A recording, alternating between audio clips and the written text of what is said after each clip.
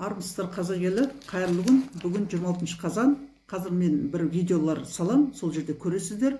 Бұл жағдай Атыраудың Құспан молда мешітінде болған екен. Атыраудың Құспан молда мешітінің имамы Имат Құмаров деген азамат 20 жыл сол бір мешітте бас имам болыпты. Қазір сол жерден кеткісі келмей отыр екен. Кеткісі келмей отыр, бірақ Қазақстанда ротация деген бар. Қай салада болсын, имамдарда да. Бір жерде бір имам отыра бермейді, облыстарға ауыстырып отырады. Енді Құспан молда Құспан мешіті, сол Имат Құмаров отырған Құспан мешіті меніңше бір пайдалы ақша табыс көзі көп түсетін мешіт сияқты. Сондықтан шығар бұл адам бір ордан кеткісі келмей отыр. Сосын өзін жақтайтын, өзін қолдайтын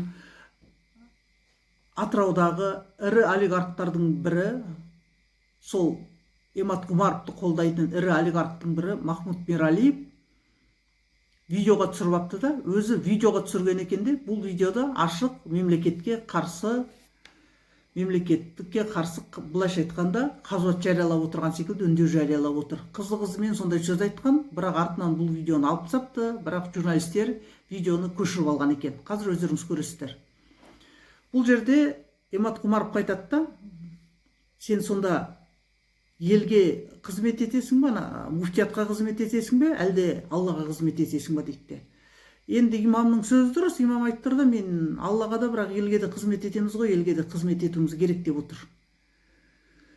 Бұл Махмуд Мералиев олигарх өзінің саяси ықпалын, байлығын, саяси ықпалы мен байлығын діни ықпалдыққа айландырып отыр да, мешітті өзінің саяси алаңын көріп отыр. Махмуд Мералиев менің естуімше Атырауда бір 10 шақты мешіт салған миллионер екен.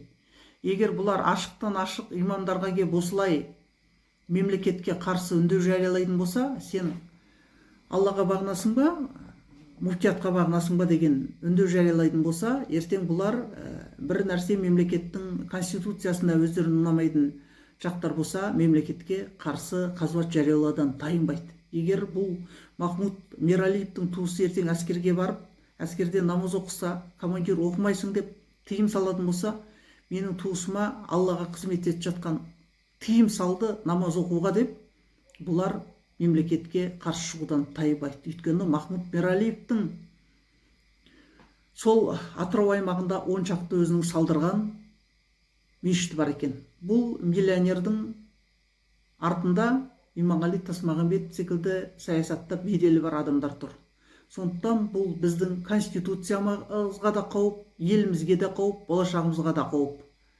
Егер әрбір Қазақстандағы миллионер, миллиардерлер өзінің ақшасына, саяси ықпалына сүйеніп, мешіт жамағатын мемлекетке қарсы айдап салатын болса, бұл еліміз үшін үлкен қауіп деген сөз.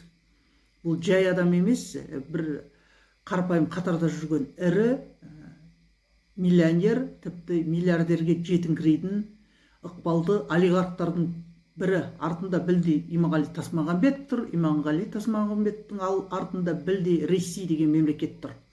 Сондықтан құрметті бауырлар, таратыңыздар, бұл видеоны көріңіздер. Елімізде бұндай жағдайлар өте қауіпті деп ойлаймын. Өйткені қандай адам болсын, имам болсын, олигарх болсын, қатардағы қарапайым қызметкер адам болсын, әрбір адам Қазақстанда конституцияға бағынады. Ол соңғы нүкте. Сен қаласаң да, қаламасаң да. Ал дін адамның жеке жүрегісі. Оны мемлекеттің ішкі шаруасына араластырмайды. Аман болыңыздар, бар болыңыздар, видеоны бөлісіп отырыңыздар. Осы имамдарға тәкаппар болуға бола ма, болмай ма? Құдай сақтасын, тәкаппарлық мұнафиқтың ісі ғой енді. Жоқ, жалпы бола ма имамдарға тәкаппарлық? Болмайды. Тек қана имамдарға емес, мұсылман қауымына. Жоқ, мұсылман қауымына болмайды білемін. Имамдарға қолдарыңызда сіздердің бір особый пәтуаларыңыз бар шығар. Жоқ, ешқандай особый пәтуа жоқ. Оның ішінде имамдарға деген тәкаппар жараспайды.